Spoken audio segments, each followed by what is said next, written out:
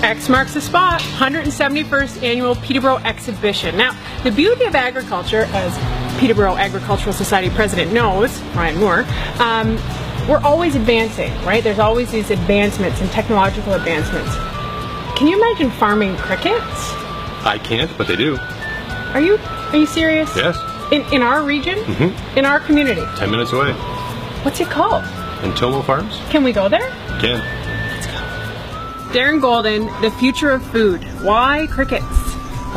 Crickets are relatively easy to farm, and they are incredibly nutritious. Okay, define nutritious. We're talking these are for human consumption. When I heard that you were doing cricket farming and the future of food, I thought you'd found a more sustainable way to feed livestock.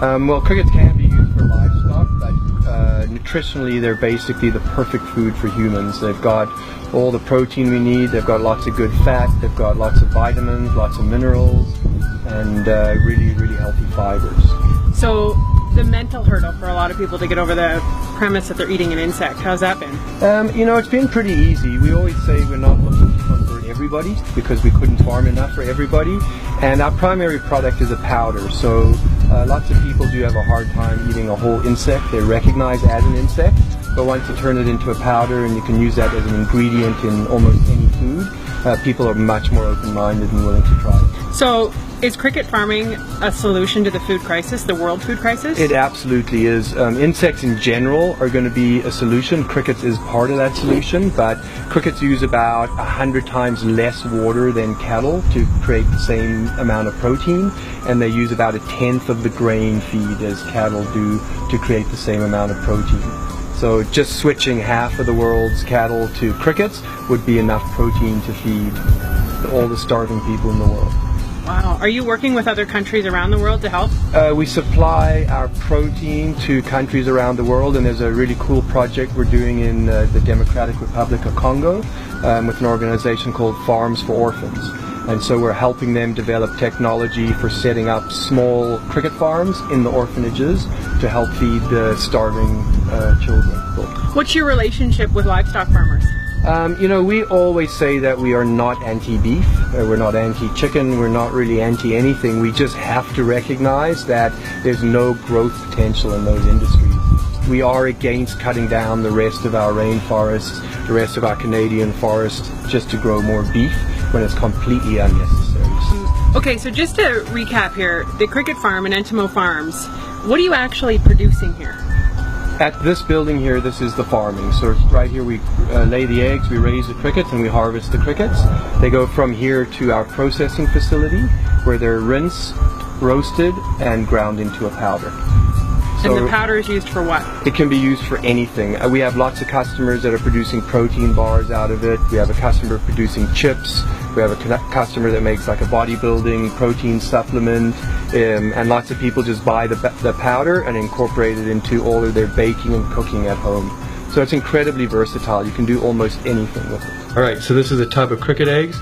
There's hundreds of thousands of eggs in here, and if you look closely, each little tiny white speck is a cricket egg. How many cricket eggs are in here? We would estimate this tub has a couple of 100,000 eggs in it. And each cricket lays how many eggs? Each cricket is going to lay between 600 and 800 eggs.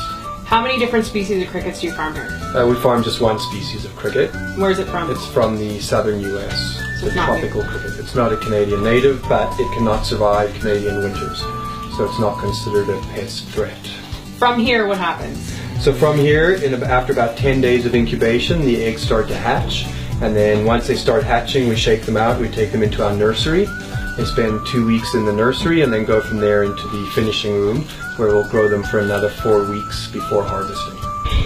The Peterborough Ex, August 4th to 7th, Entomo Farms will be there. Absolutely. What can people experience or expect from your setup there? We'll have some samples of whole crickets and whole mealworms for people to try. We might have some baked goods there as well, where we've incorporated the powder into some easy to take baked goods. And of course we'll have our products for people to buy. Here we have some delicious honey mustard flavored crickets.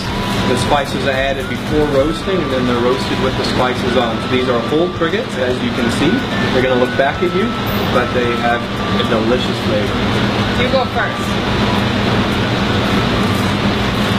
give you a lot. You've done that before. You're not even making like a menacing face. No, it's once you train your brain that it's food,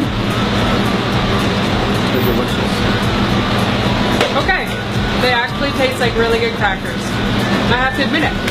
Good. They're really good, actually. Thank you very much. So much to see, so much to learn. Do it all in person here, August 4th to 7th. X marks the spot. Full listing and information. At peterboroughex.ca. All the information you need is there. It's all there. I'll see you there. See you there. I'll see you there.